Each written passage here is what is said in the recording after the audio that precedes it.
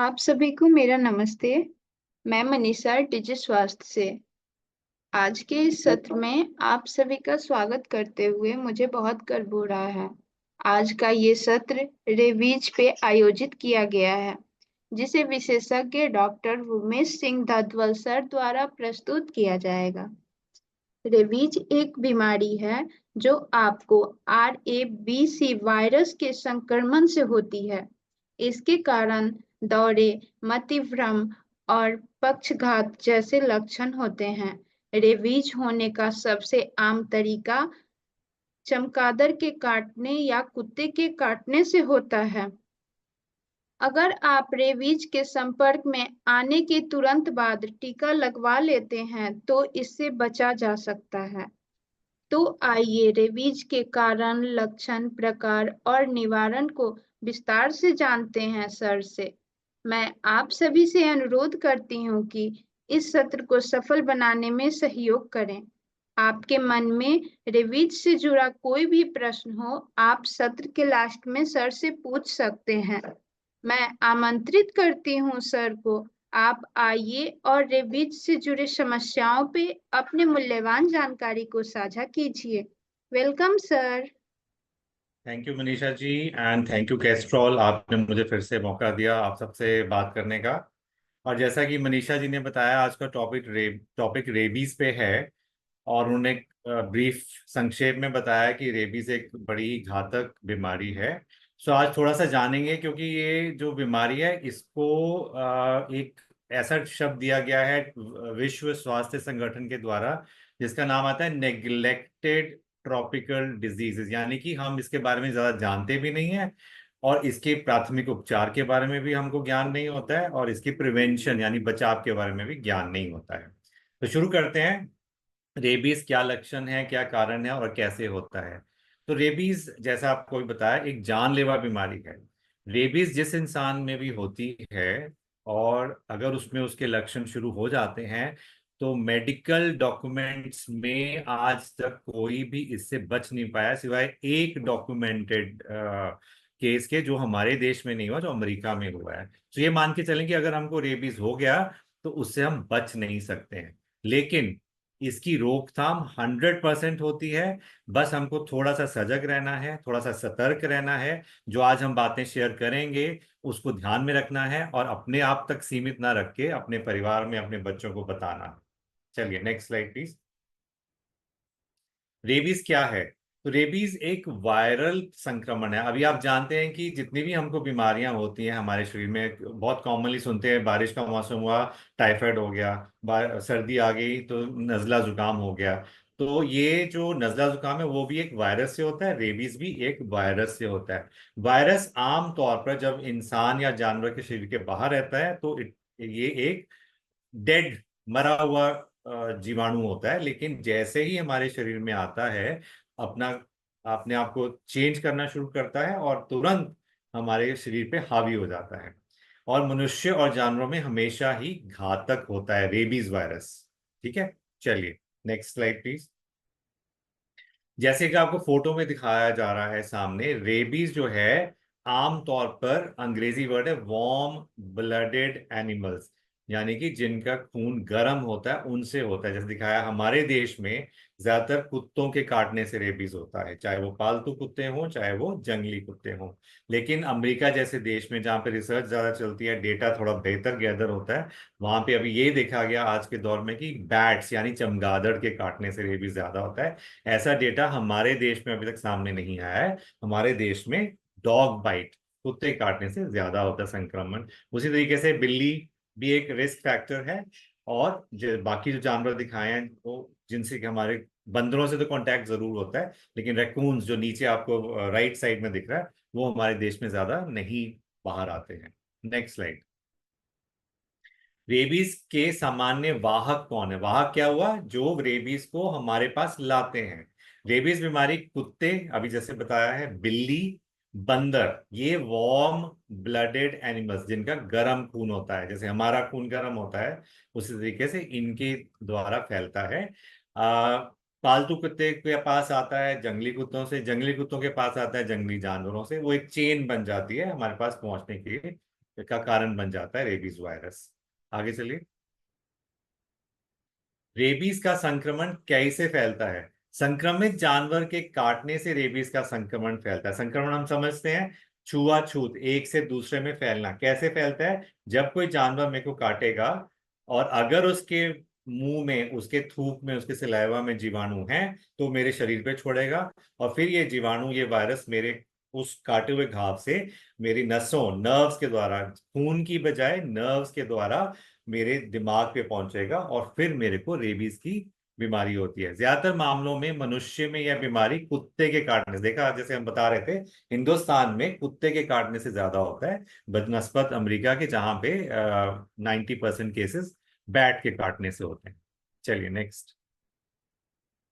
ये जैसा दिखाया जा रहा है, प्राथमिक उपचार क्या है? तुरंत जैसे ही कहीं काटता है उसी वक्त साफ पानी के पास जाएं और उसको साफ पानी से धोएं। अगर आपके पास साबुन है तो साबुन लगाएं, वरना कम से कम 10-5 मिनट साफ पानी से उस घाव को धोया जाना चाहिए। क्यों? क्योंकि जो कुत्ते का सलाइवा है उसमें सिर्फ रेबीज के विषाणु नहीं होंगे, और भी कई विषाणु होते हैं जो टेटनस भी कर सकते हैं, और कई बीमारियां होती हैं। तो धोने से क्या होगा कि वो गंदा जो आपके घाव में घुसी है गंदगी, वो उम्मीद करते हैं हम कि वो निकल जाएगी। इससे पहले कि आप भागें और डॉक्टर के पास पहुंचे, उसमें टाइम वेस्ट करने से पहले सबसे पहले साफ पानी से उस घाव को धोना चाहिए। आगे और बात करेंगे इसके बचाव के बारे में।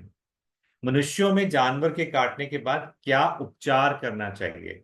तो सबसे पहले जख्म घाव को साबुन और साफ बहते पानी से 15 मिनट तक अच्छी तरह से धोएं। जैसे अभी बात करी थी हमने, उसका एक ही कारण है कि आपके जो घाव है उसमें जो गंदा थूक गया है, मिट्टी गई है और आदि कोई लक्षण गए हैं, वो उस हट जाने चाहिए हमारे घाव से।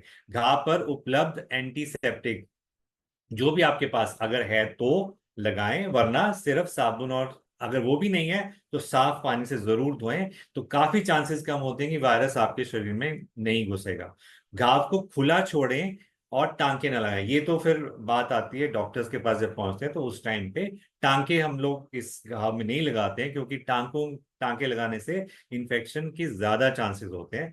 खुला छोड़ा जाता है उसको। मक्खियों से ऑफ कोर्स आपको बचाना है उस घाव को, मक्खियां नहीं बैठनी चाहिए उसके ऊपर। और तुरंत अपने डॉक्टर की सलाह से anti rabies immune globulin serum का टीका लगाएं। ये एक दवाई होती है, एंटी मतलब रेबीज के विरुद्ध काम करने वाली।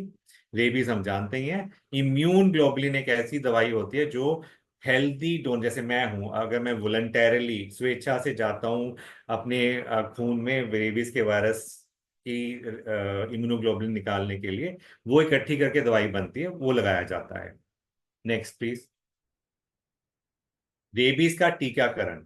रेबीज से बचाव के लिए टीका त्वचा में या मांसपेशियों में लगाया जाता है। अब जब हम कुत्ते ने हमको काट लिया है, हमको अंदेशा है कि वो कुत्ता शायद रेबिड हो, मतलब उसको रेबीज का संक्रमण हो, तो आमतौर पर हिंदुस्तान में क्या किया जाता है कि रेबीज के टीके लगाए जाते हैं। उसके साथ साथ पहली ये सलाह दी जाती है कि आप जो जानवर अगर पालतू है तो उसको 10 दिन तक देखें। ठीक है? अगर वो पालतू नहीं है तो आप उसको देख नहीं सकते हैं। नौ पहला केस है, अगर पालतू जानवर है तो हम आपको सलाह देंगे कि आप तुरंत एक टीका लगेगा, फिर तीसरे दिन लगेगा, और फिर 7वें दिन लगेगा। अगर 10वें दिन तक आपका पालतू जानवर, आपका पालतू कुत्ता ठीक है, उसमें रेबीज के लक्षण नहीं है, फिर उसके बाद हम आपको और टीका नहीं लगाते हैं। परंतु अगर अंदेशा होता है, डाउट होता है कि आपके पालतू जानवर में रेबीज के लक्षण आ रहे हैं, जो मैं बताऊंगा आपको, तो उस टाइम पे फिर हम आपको पूरा रेबीज का इम्यूनाइजेशन शेड्यूल देते हैं, जो कि 0, 3, 7, 14 एंड 28 डेज, ये इस तरह दिया जाता है। अब आते हैं जानवर, जो जंगली कुत्ता है, अगर उसने आपको काट लिया, आप उसको नहीं देख सकते हैं, तो फिर सेम 0, 3, 7, 14, 28 डेज पूरे के पूरे टीके लगाए जाते हैं। प्राथमिक उपचार वही है, आपने क्या करना है, धोना है पानी से, अगर साबुन है तो साबुन लगाना है। और जब आप डॉक्टर के पास पहुंच गए हैं तो ऑब्वियसली वो उसके ऊपर टीका टांका नहीं लगाएगा, और उसके ऊपर खुला रखेगा घाव को, और उसको आपको बताएगा कि कैसे इसको मक्खियों वक्खियों से बचाना है, गंदगी से बचाना है। अगर आप इंट्रामस्कुलर रूट से, हमारे यहाँ पे क्या है कि आज अभी तक ज्यादातर इंट्रामस्कुलर मतलब मांसपेशी में ही टीका लगाते हैं, तो वही 0, 3, 7, 14 एंड 28 जो मैं बता रहा था, ये दिन की गिनती है। आपको डेट दी जाती है, इस तारीख को आपने आना है और आपने समय पे पहुंच के वो टीका लगवाना है। Next slide please. ये दिखाया जा रहा है वही सेम जो बात हमने करी है कि कैसे टीके लगाए जाते हैं। आपको ऑलरेडी बता दिया है, अगर आप 10 दिन तक खुद जानवरों को ऑब्जर्व कर सकते हैं तो आपको क्या डोजेज लगेंगी, 3 डोजेज, 0, 3, 7। फिर क्योंकि 10वें दिन तक आपका पालतू जानवर सही है तो आपको आगे डोजेस नहीं लगानी पड़ती हैं। अगर आप जानवर को नहीं देख सकते हैं, आपकी नजर के दूर है और शक है कि रेबीज है, तो फिर आपको पूरी डोजेज जो 0, 3, 7, 14, 28 ये लगानी पड़ती हैं। उसके साथ साथ इम्यून ग्लोबुलिन एक ऐसी चीज जो मैंने अभी समझाया आपको कि वॉलंटरी स्वेच्छा से गए जो इंसान हैं उनके खून से निकाला जाता है इम्यून ग्लोबुलिन, वो फिर हम लगाते हैं पहले टीके के साथ ही। 0 डोज मतलब अगर आज काटा है तो आज उसको 0 डोज माना जाएगा। फिर वो आज से तीसरे दिन, फिर आज से 7वें दिन ऐसे काउंट करते हैं। तो 0 दिन जिस दिन काटा है उसी दिन वो इम्यून ग्लोबुलिन लगाया जाता है। 7वें दिन तक इम्यून ग्लोबुलिन दिया जा सकता है। मान लीजिए मैं आज नहीं जा पाया, किसी भी कारणवश दूर हूं या और कोई भी रीजन है मेरे पास, तो 7वें दिन तक इम्यून ग्लोबुलिन दिया जाता है और इम्यूनाइजेशन की डोज दी जाती है। मान लो इम्यून ग्लोबुलिन मिला नहीं, महंगा है, कोई भी कारण है, ठीक है, तो ये है वैक्सीनेशन और इम्यून ग्लोबुलिन के देने का तरीका। Next slide please. मनुष्य में रेबीज से बचाव के लिए क्या आवश्यक है? देखिए जैसे बताया आपको कि रेबीज 100%, 100% जानलेवा बीमारी है। अब इसका मतलब ये नहीं कि हर एक जो डॉग बाइट हो रही है वो 100% रेबीज होगी। ये दो अलग चीजें, पहले इसमें हम डिस्टिंक्शन कर लेते हैं। डॉग बाइट और उसका मैनेजमेंट एक बात हो गई, और रेबीज की बीमारी होना और उसका मैनेजमेंट अलग बात होगी। मैं उम्मीद कर रहा हूं कि आप समझ पा रहे हैं। डॉग बाइट का अभी तक हमने बात करी, क्या करते हैं, कैसे उसको मैनेज करते हैं। अभी तक रेबीज नहीं हुआ है उस इंसान को। अब लेट्स अभी हम इमेजिन करते हैं कि मेरे को डॉग बाइट हुआ था, जब भी हुआ था, और आज मेरे को रेबीज के लक्षण आ रहे हैं। ठीक है, तो लक्षण जब आते हैं फिर रेबीज का बचाव उस वक्त कोई मायने नहीं रखता है। ट्रीटमेंट कोशिश करते हैं, लेकिन आज तक रेबीज होने के बाद कोई नहीं जीवित बचा है सिवाय एक आधा केस के जो मेडिकल लिटरेचर में मिलता है। तो ये दो अलग अलग चीजें हैं। मैं उम्मीद करता हूं कि समझ गए हैं, और अगर आपको इस पे डाउट हो तो एंड में मेरे से सवाल जरूर पूछेगा। अभी हम बात कर रहे हैं रेबीज से बचना कैसे। रेबीज से बचना माने रेबीज की जो संक्रमण बीमारी में बदलेगी उससे कैसे बचना है। तो उसके लिए क्या करना है, जैसे बताया है, घाव को अच्छी तरह से साबुन व साफ पानी, साफ पानी ही अगर अवेलेबल है तो उसी से, अगर साबुन है तो अच्छे से उसको 5, 10, 15 मिनट तक धोना है, ताकि ये एक्सपेक्टेशन रहे कि उसमें से सारा गंदा सलाइवा, सारी गंदगी निकल गई है। ठीक है, अपने नजदीकी क्लिनिक या स्वास्थ्य केंद्र में जाकर डॉक्टर की सलाह के अनुसार फिर टीकाकरण होना है। टीकाकरण में दो चीजें होंगी, आपको बताया, एक तो रेबीज का टीका और एक इम्यून ग्लोबुलिन। ठीक है, ये दो चीजें लगती हैं। अवेलेबिलिटी सरकार की कोशिश होती है हर जगह मिल जाए, पर कई दफा नहीं होता है। तो इम्यून ग्लोबुलिन को 7वें दिन तक लगा सकते हैं। 7वें दिन के बाद उसका फायदा होता नहीं है, क्योंकि टीकाकरण के साथ जो हमारा शरीर प्रोटेक्टिव सोल्जर्स बनाता है, जो हमारा शरीर प्रोटेक्शन पैदा करता है, तो फिर इम्यून ग्लोबुलिन की जरूरत नहीं पड़ती है। अभी आपका सवाल होगा कि इम्यून ग्लोबुलिन क्यों देते हैं शुरू में, ताकि आपने धो दिया घाव को, लेकिन उसमें 100% तो गारंटी नहीं है कि रेबीज के वायरस मर गए होंगे। तो इसलिए इम्यून ग्लोबुलिन दिया जाता है कि जहां घाव है, मान लीजिए मेरे हाथ में काटा है, मान लीजिए मेरे हाथ में काटा है, तो हाथ में ही के आसपास ही, घाव के आसपास दिया जाता है वो इम्यून ग्लोबुलिन, कोशिश ये की जाती है। अब ये बताया गया है, जो स्लाइड आप देख रहे हैं, कि protocol for rabies post exposure. अगर आपको काट लिया है, मुझे किसी ने रेबीज वाले अंदेशे वाले जानवर ने काट लिया, तो क्या करते हैं, तो हम जो काटा गया है उसको 3 कैटेगरीज में डिवाइड करते हैं। Category 1, category 2, category 3। ये कैसे डिसाइड किया जाता है, दो चीजों से। पहली बात कि हमारे मस्तिष्क से वो कितना दूर है जहां काटा है। नंबर 2, उसमें खून निकला है या नहीं निकला है। ठीक है, और नंबर 3, कितना गहरा घाव हुआ है, कितना ज्यादा काटा है। तो मैं सिंपल सा आपको समझाने की कोशिश करूंगा। कैटेगरी के बाद वो होती है जिसमें कपड़ा पहना है, मोटी जीन्स पहनी है, जूते के ऊपर कुत्ते ने दांत गड़ाए हैं, कुत्ते ने काटा है। तो क्या होता है उसमें, क्योंकि जूता है, मोटा कपड़ा है, और स्किन चमड़ी तक उसका नहीं पहुंचा है दवा, तो उसमें आपको ना तो सलाइवा लगेगा, ना आपकी चमड़ी में खून निकला होगा, वो कैटेगरी 1 मानी जाती है। उसमें ट्रीटमेंट और एक्सपोजर अलग होता है। कैटेगरी 2 होता है जो कि आपके हाथों को छोड़ के, आपके सर को छोड़ के बाकी जगह काटा गया है, दैट इज कैटेगरी 2। कैटेगरी 3 होता है हाथों पे और चेहरे पे अगर बाइट हुई है, तो इनको कैटेगरी 3 में क्यों रखा गया है? क्योंकि हमारे हाथों में बहुत नसें होती हैं। जो रेबीज का वायरस है वो हमारी नसों को काबू करता है, हमारी नसों में जाके चलता चलता चलता हमारे दिमाग तक पहुंचता है। ठीक है। और चेहरे पे भी वही है, चेहरा हम में बहुत सारी नसें होती हैं, नसें आप समझते हैं ना, जिनके नसें खून की नालियों से अलग होती हैं, तो उन नसों से वो ट्रेवल करता है, तो इसलिए चेहरे को और हाथों को कैटेगरी 3 में रखा गया, और उसका ट्रीटमेंट का एक्सपोजर अलग है। अभी आपको ठीक से दिखाई नहीं दे रहा होगा कि क्या उसमें एक्सप्लेन किया है। मेरा आपको यही बताना था, कैटेगरी 1, 2, 3 जब आप जाते हैं डॉक्टर के पास, तो वो कहता है कैटेगरी 1 है, ये जरूरत नहीं है टीके की, तो आप समझ जाएंगे अभी आज के बाद कि क्यों नहीं टीका लगा रहा है। कैटेगरी 2 और 3 है तो टीका लगा रहा है, और कैटेगरी 3 में इम्यून ग्लोबुलिन भी दे रहा है, तो क्यों ऐसा किया जा रहा है? Next slide please. रेबीज से बचने के लिए क्या किया जाए? अब ये सारी स्लाइडें बचाव पे ही हैं, क्योंकि मैंने जैसे आपको बताया है कि 100% घातक बीमारी है। ये बार बार वही बातें आ रही हैं, ताकि आप याद रखें, धोएं घाव को, डॉक्टर की सलाह लें, समय समय पर पालतू जानवरों का टीकाकरण ये बहुत जरूरी है। हमारे देश में इसको इग्नोर किया जाता है।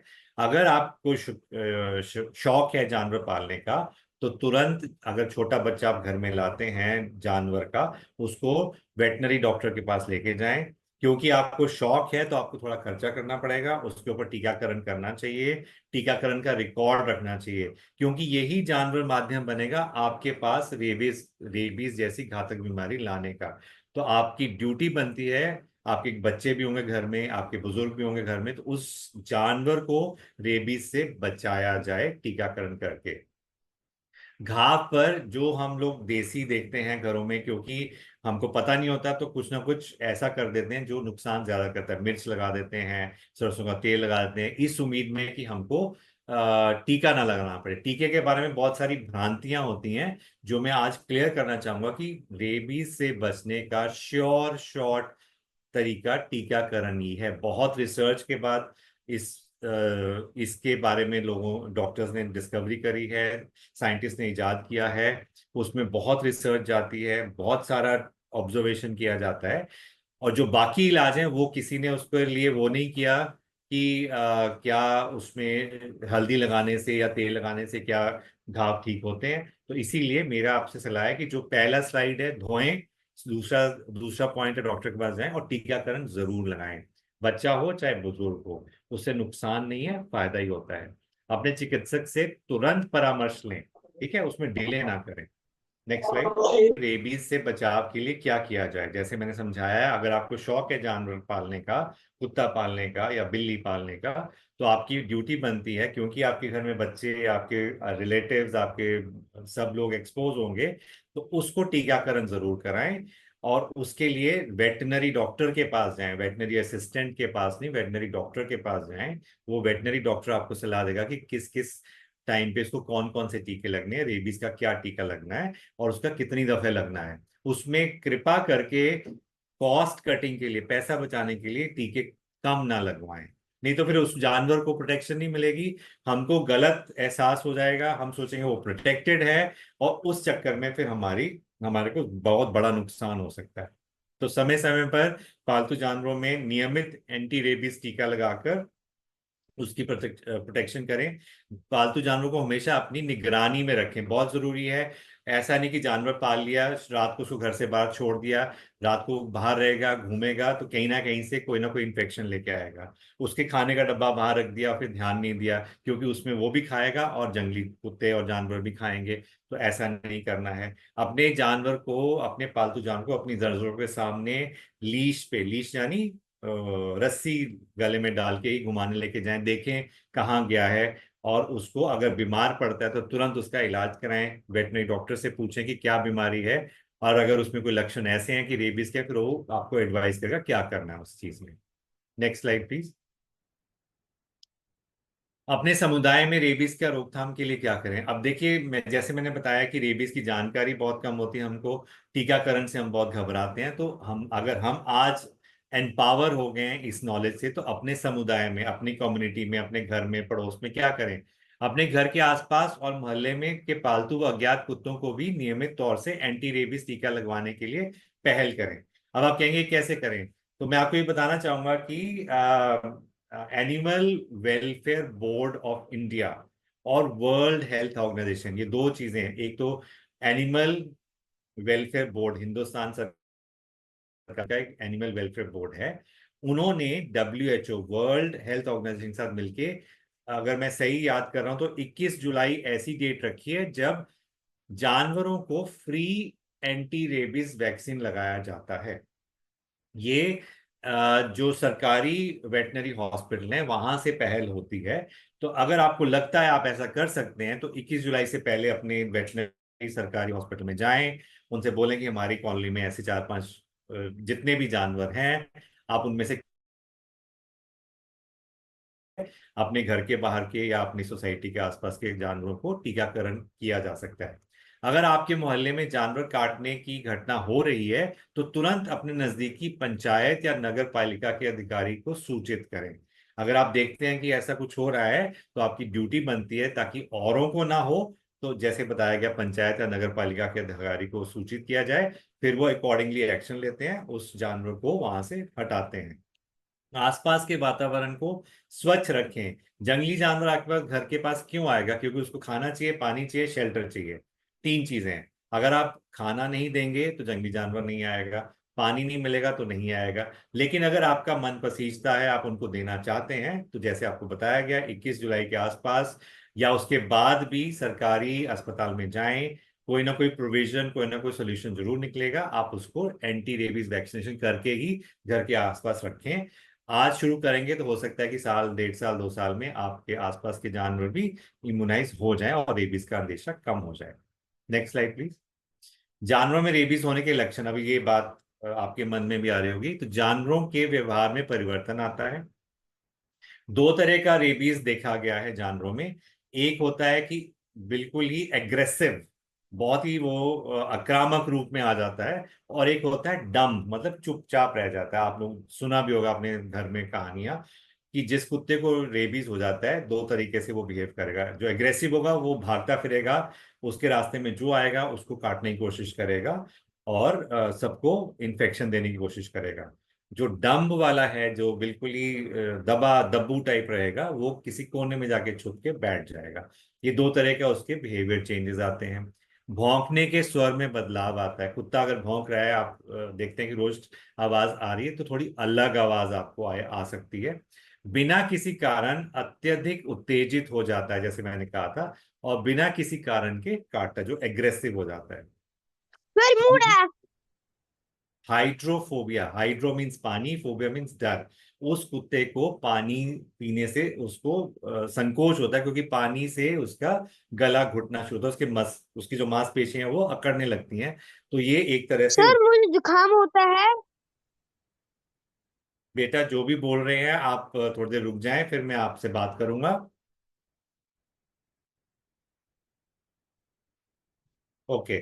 सो मुंह में अत्यधिक लार टपकती है ऐसे जानवर के। और अगर जैसे डम्ब मैंने बताया, तो लकवा, मतलब वो हिलेगा डुलेगा नहीं बिल्कुल। और इन लक्षणों के दिखने पर कुछ ही दिन में वो जानवर की डेथ हो जाती है, उसकी मृत्यु हो सकती है। ये है जानवर में रेबीज के लक्षण। Next slide please. मनुष्य में रेबीज होने के लक्षण क्या होते हैं? अब जैसे मैंने बताया, पहला जो हिस्सा था वो काटने का, क्या उपचार करना है, जानवर के द्वारा काटेगा। अब दूसरा सिनेरियो हो सकता है कि मेरे को काटा और कुछ समय बाद मेरे में रेबीज के लक्षण आने शुरू। तो क्या लक्षण आते हैं? अज्ञात जानवर के काटने का इतिहास, शायद मुझे याद हो, शायद नहीं याद हो, ये बहुत ही 50-50 चांस है। पानी से डर लगता है, सिर्फ पानी से नहीं, अगर मेरे को रेबीज हो गया है तो मेरे को रोशनी से भी मेरी मसल्स टाइट होनी शुरू हो जाती हैं। हवा का झोंका आएगा, पंखा चालू किया, हवा का झोंका है, उससे भी स्पैज्म शुरू हो जाते हैं। पानी पीने की कोशिश करूंगा तो मेरे नहीं पी पाऊंगा, स्पैज्म आएंगे। इसी को कहते हैं कि वो हाइड्रोफोबिया हो जाता है। सिर्फ हाइड्रो ही नहीं, बाकी चीजों से, हवा पानी से भी हो जाता है।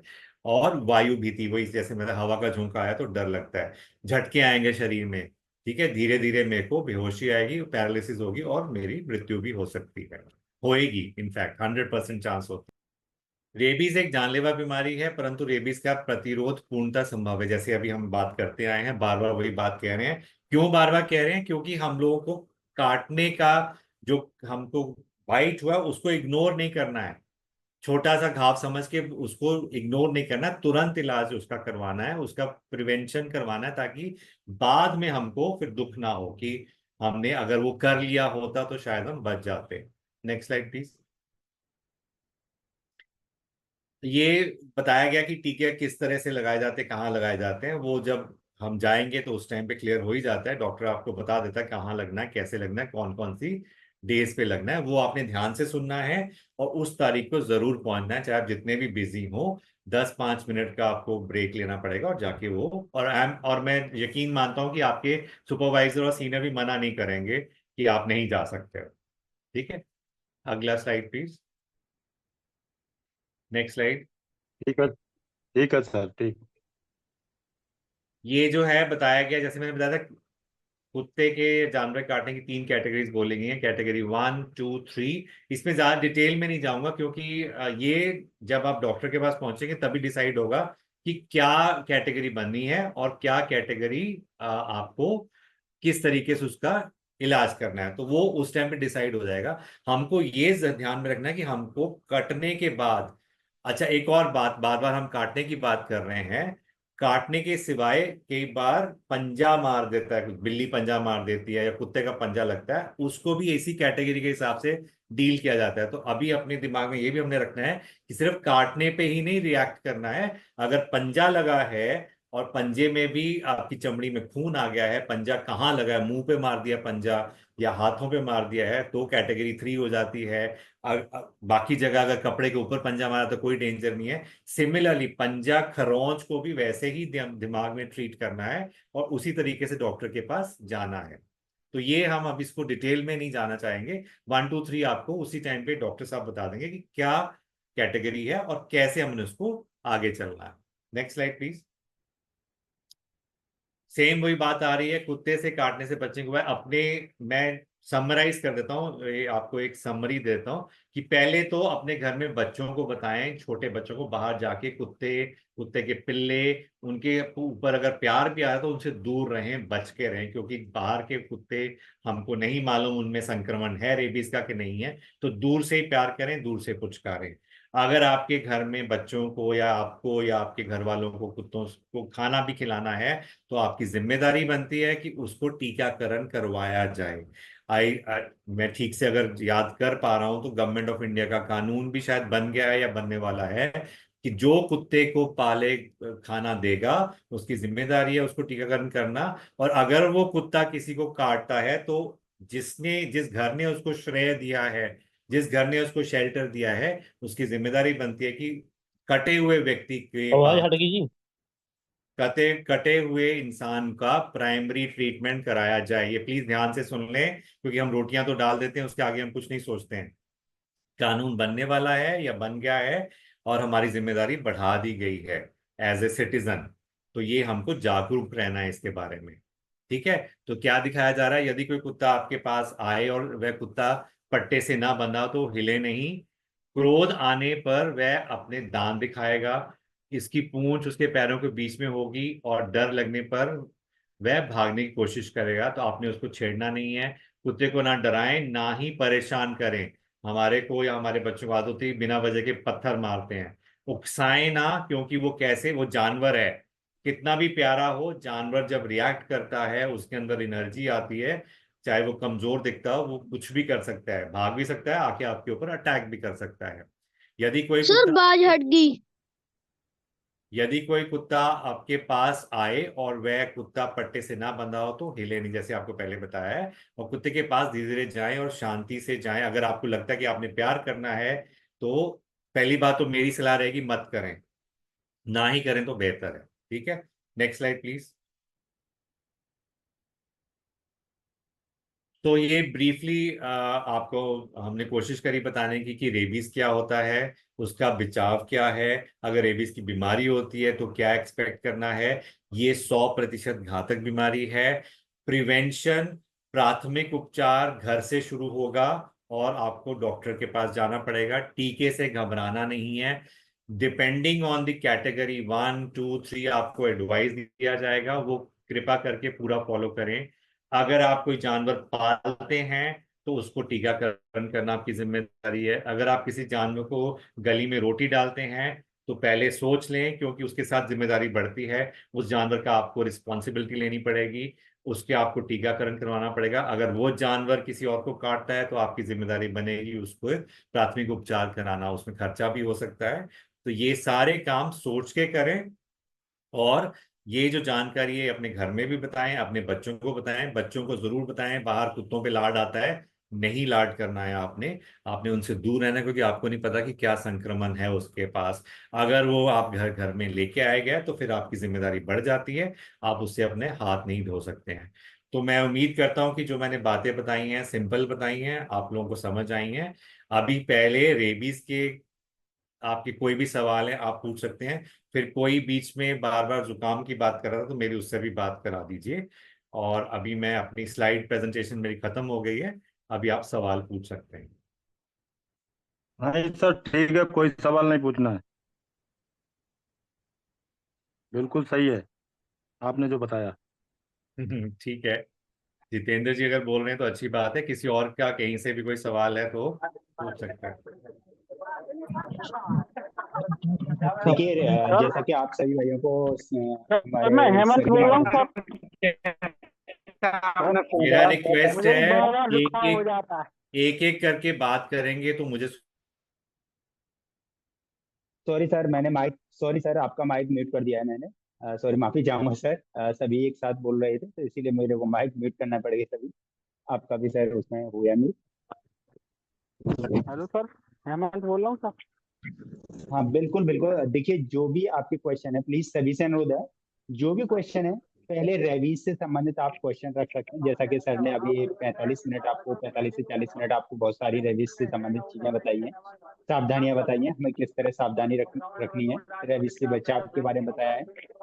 तो उसके बारे में आप जो है सभी भाई अपने अपने क्वेश्चन रख सकते हैं। लेकिन आपको विशेष रूप से ध्यान रखना है, सभी भाई एक साथ माइक अनम्यूट करके अपने क्वेश्चन न रखें। किसी का भी कोई क्वेश्चन क्लियर नहीं हो पाएगा, सभी से अनुरोध है कि एक एक करके अपना क्वेश्चन रखें।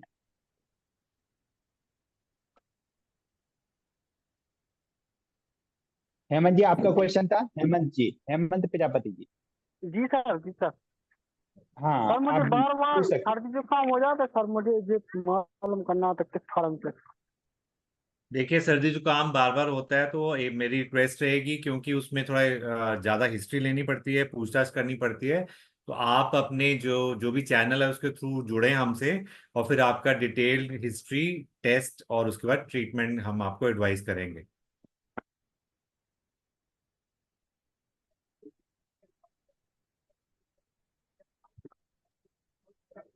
हेमंत जी, आपका जिन भी सर ने जोड़ा है ना आपको मीटिंग में इसमें, तो उन सर से संपर्क करके और आपका डायरेक्ट कंसल्टेशन करा दिया जाएगा। ओके, जी कुछ सर। जांचें वगैरह भी होंगी आपकी, तो उनको भी जी अवश्य रूप से कराना होगा। तो वो जी विस्तार से सर। आपको जानकारी डिटेल में डायरेक्ट कंसल्टेशन के माध्यम से आपको मिल जाएगी। ओके। जी सर। जी सर। हाँ ओके। हेमंत जी के अलावा बाकी सभी भाई अपना क्वेश्चन रख सकते हैं। बाकी अन्य किसी भाई का क्वेश्चन है हेमंत जी के अलावा? सर ने बहुत मोनू जी, अच्छा बताया। मोनू जी आपका क्वेश्चन है? आपसे कुछ मुझे सीखने को मिला। ओके ओके, बहुत बहुत शुक्रिया मोनू जी। बाकी अन्य किसी का कोई क्वेश्चन रेबीज से संबंधित?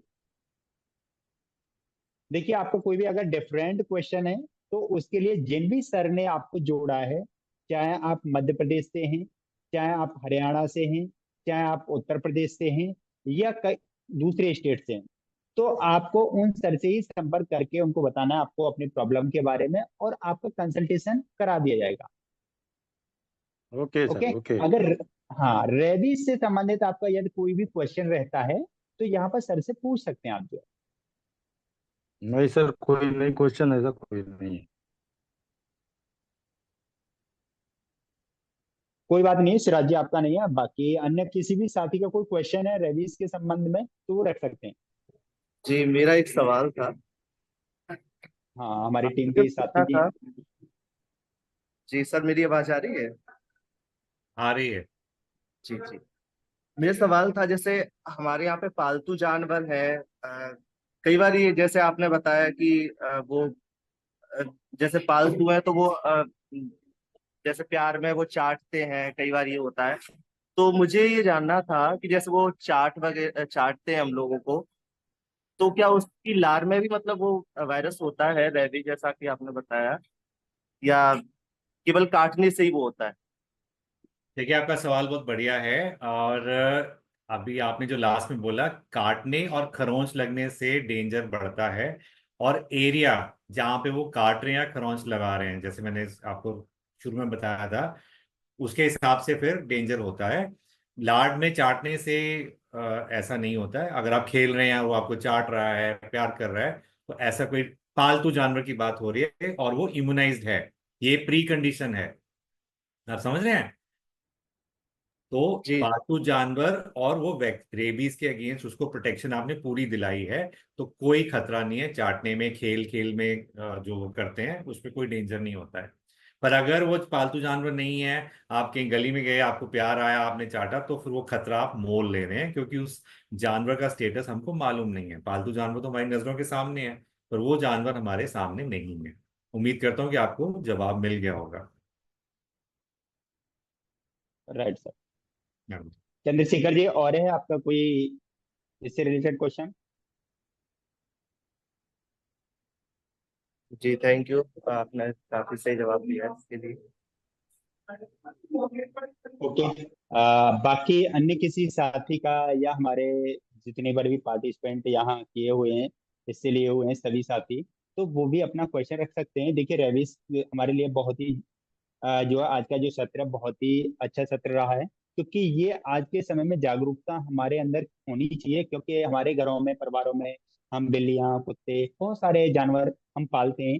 तो उनके लिए हमें क्या प्रॉपर रूप से देखभाल के लिए क्या क्या रखना चाहिए, जैसे कि सर ने बहुत सारे चीजें बताई, तो उनका भी हमें विशेष रूप से देखना है। अगर उसके अलावा जैसे अभी हमारे चंद्रशेखर जी का भी क्वेश्चन था, तो बहुत अच्छा क्वेश्चन रखा था चंद्रशेखर जी ने भी, कि हमारे घरों में अगर कोई इस तरह का कोई पालतू जानवर है, अगर इस तरह की कंडीशन करता है प्यार में, मोहब्बत में, तो उस तरह की कंडीशन में हमें विशेष का ध्यान रखना है। सर ने बताया जैसा कि वो कोई घूमने वाला बाहर जंगली जानवर तो नहीं है, या वैसा तो नहीं है घूमने फिरने वाला, तो उसके लिए इस तरह से हमें सावधानी बरतनी होगी।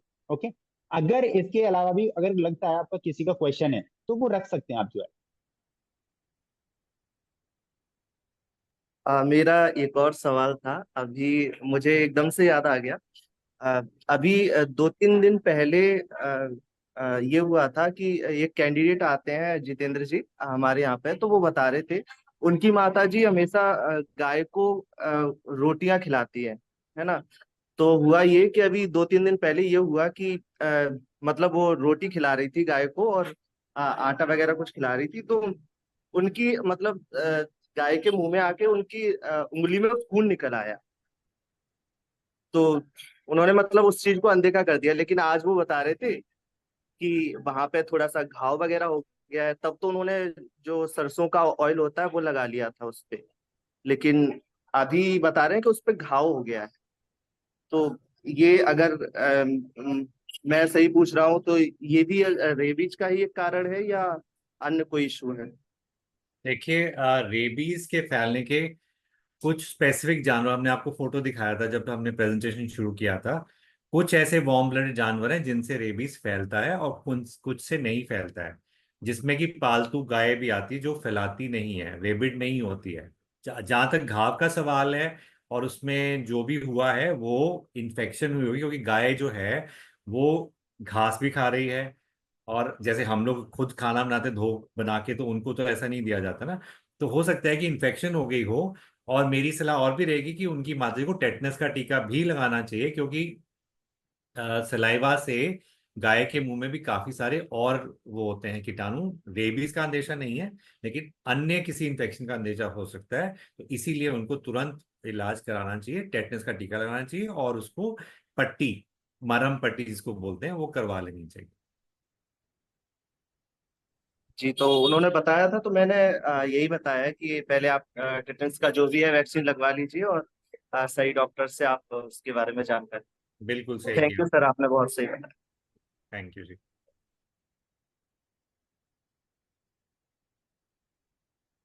अन्य किसी साथी सर का कोई मैं क्वेश्चन है? हाँ सर जी हेमंत सर जी। मुझे सर मुझे इतना एक बात और कहनी थी। हाँ बताइए हेमंत जी। सर मेरा एक दोस्त है, उसकी उंगली में किसी कीड़े ने काट लिया सर, उसका पूरा हाथ सूज गया है। तो सर उसकी सूजन अभी उतरी नहीं है, उसको 3 दिन हो गए आज। और वो उसने कुछ ऑयल वगैरह भी लगाया था। उससे सर मैंने बोला था हॉस्पिटल चले जाओ, हॉस्पिटल गया नहीं है। देखिए ऐसा है, मौसम देखते हुए, बरसात का मौसम है, कीड़े मकोड़े आते हैं, सांप भी आते हैं। तो मेरा सलाह यही रहेगा, आपने कहा सूजन भी है उसमें और उसको पता नहीं किस चीज ने काटा है, तो जैसे आपने उसको सही बताया, ऐसी चीज को इग्नोर नहीं करना चाहिए और जाके मेडिकल परामर्श ले ले और टेटनस वेटनस का टीका लगवा ले। कीड़ों के काटने से रेबीज नहीं होता है, वो अलग इशू हो गया। लेकिन क्योंकि मौसम ऐसा है और सूजन भी है, तो उसको दिखा देना चाहिए, क्योंकि अगर घाव बढ़ गया और इस मौसम में इन्फेक्शन पे जल्दी से ठीक भी नहीं होती है, तो अपना काम पे भी नहीं जा पाएगा और अपना फाइनेंशियल लॉस करवाएगा। तो आप उसको समझाएं कि वो मेडिकल एड जरूर ले ले, और जो घरेलू नुस्खे हैं उनसे फायदा नहीं हो रहा है, आपने खुद ही बताया 2-3 दिन से, तो बेटर है कि अभी जाए और अपना इलाज करवा ले। सर मैं भी आपसे कुछ पूछना चाहता हूँ। सर मुझे भूख नहीं लगती, पहले बहुत ज्यादा लगती थी। हाँ जी, सवाल पूरा करिए फिर मैं जवाब दूंगा। अब भूख नहीं लगती सर, जमे जमे रोटी घट गई है। ओनली एक दो रोटी खाई जाती है। अपना नाम बताएंगे आप? गगनदीप। रणदीप या गगनदीप? गगनदीप। गगनदीप जी, आज ऐसा है कि ये इसमें कुछ आ, आपसे 1-to-1 हम परामर्श करेंगे।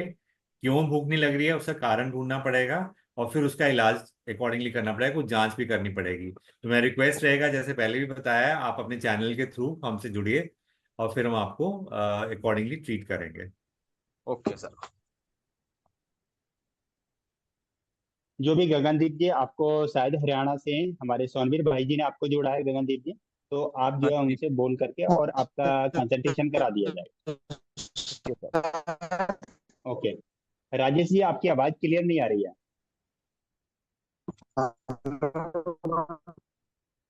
थोड़ा आपकी तरफ इंटरनेट इश्यू है मुझे लगता है।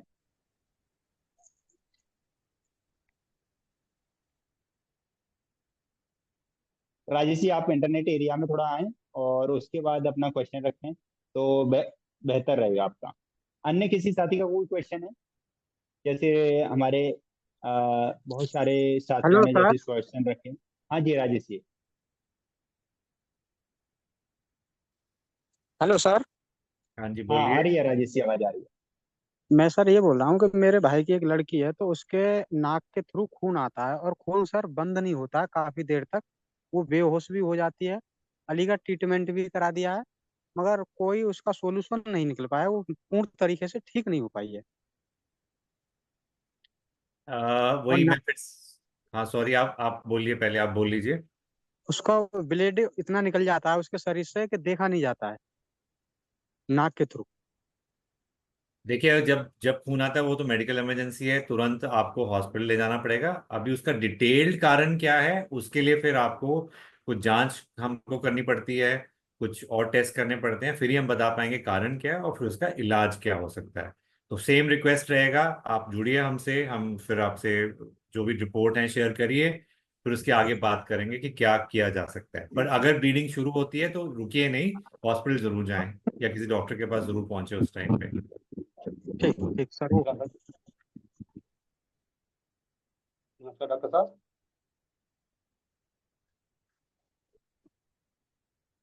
जी ठीक हम जी, आप आपकी आवाज आ रही है। हाँ जी सर, हाँ ये टीकम जी, आपका मेरी कोई क्वेश्चन है? मेरी वाइफ के रीढ़ की हड्डी में डिफेक्ट है, और उनसे झुकने में परेशानी और बैठने में परेशानी है। ठीक है, तो आपको बैक का इशू है, कमर दर्द की प्रॉब्लम है, आप क्या काम करते हैं उसके हिसाब से हम इसको बोलते हैं वर्क रिलेटेड मस्कुलोस्केलेटल डिसऑर्डर। आप, मुझे लग रहा है कि कैस्ट्रॉल से जुड़े हुए हैं। हाँ जी, हाँ, तो आप क्या काम करते हैं? मैकेनिक हूँ सर जी। हाँ, ठीक है।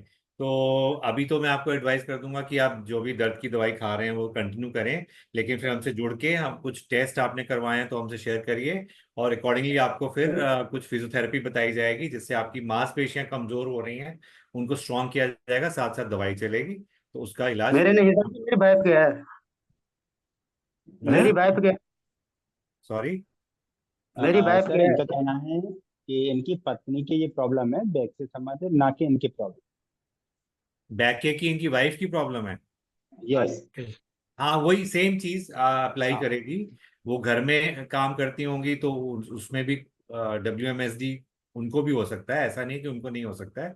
और ट्रीटमेंट जो आपको मैंने जो बोला सेम अप्लाई करता है। और फिर जब हमसे जुड़ेंगे हम आपको कुछ जांच वांच बताएंगे, फिजियोथेरेपी बताएंगे, वो दोनों इंपॉर्टेंट है, वो करना पड़ेगा। मैं, मैंने सर प्रयाग हॉस्पिटल में दिखाया था, 32 रुपये मथुरा। हाँ जी, बिल्कुल ठीक है। आप रिपोर्ट्स दिखा दीजिएगा हमको जुड़ने के बाद, फिर आगे बात उसी हिसाब से हम कर सकते हैं आपसे। Okay sir. ओके जी।